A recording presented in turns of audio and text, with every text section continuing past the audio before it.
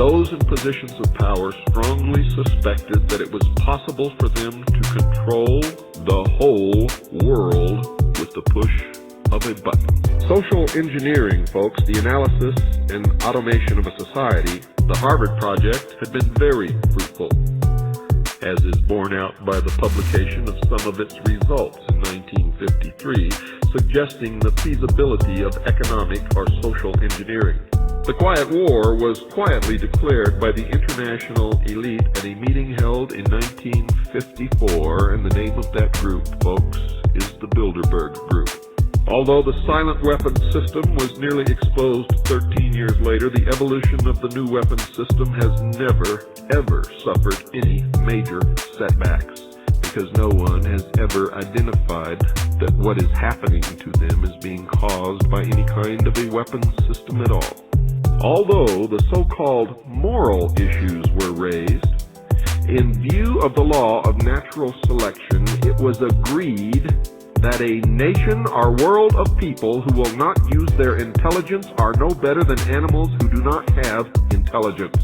Consequently, in the interest of future world order, peace, and tranquility, it was decided to privately wage a quiet war against the American public with an ultimate objective of permanently shifting the natural and social energy, or wealth, of the undisciplined and irresponsible many into the hands of the self-disciplined, responsible, and worthy few. In order to implement this objective, it was necessary to create, secure, and apply new weapons, which, as it turned out, were a class of weapons so subtle and sophisticated in their principle of operation and public appearance as to earn for themselves the name silent weapons.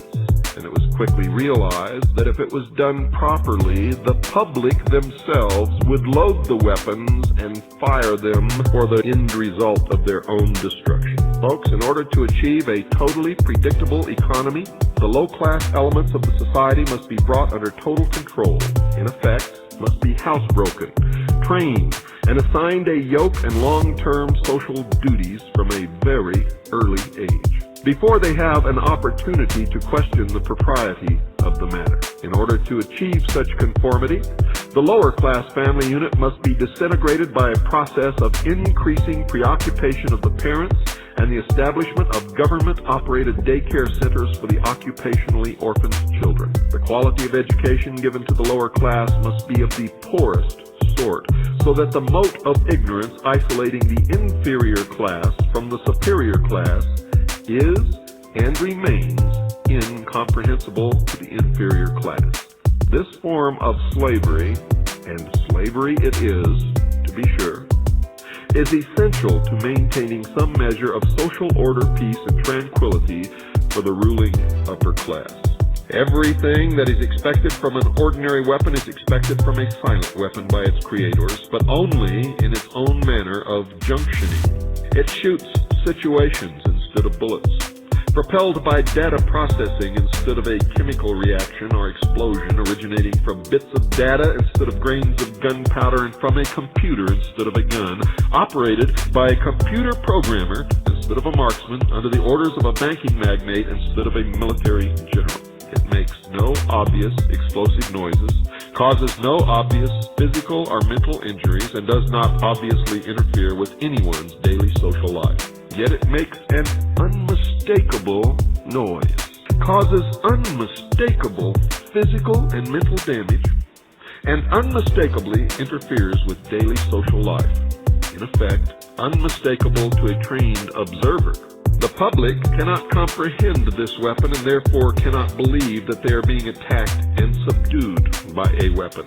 The public might instinctively feel that something is wrong, but because of the technical nature of the silent weapon, they cannot express their feeling in a rational way or handle the problem with intelligence. Dear listeners, when a silent weapon is applied gradually, the public adjusts, adapts to its presence, and learns to tolerate its encroachment on their lives. The silent weapon is a type of biological warfare. It attacks the vitality, options, and mobility of the individuals of a society by knowing, understanding, manipulating, and attacking their sources of natural and social energy and their physical, mental, and emotional strengths and weaknesses. Read everything, believe nothing, until you can prove through your own efforts whether it is true or false, or lies somewhere in between in the many shades of gray. If you don't do this, if you cannot do this or will not do this, or just plain too lazy to do this, then I can assure you that you will march into the New World Order as a docile slave. Only free-thinking people who listen to everything and read everything ever come close to the truth, and I can assure you that it is elusive. Everyone else are just puppets on the end of someone's string, and when that person pulls that string, those puppets dance right on cue because that's exactly what they are supposed to do.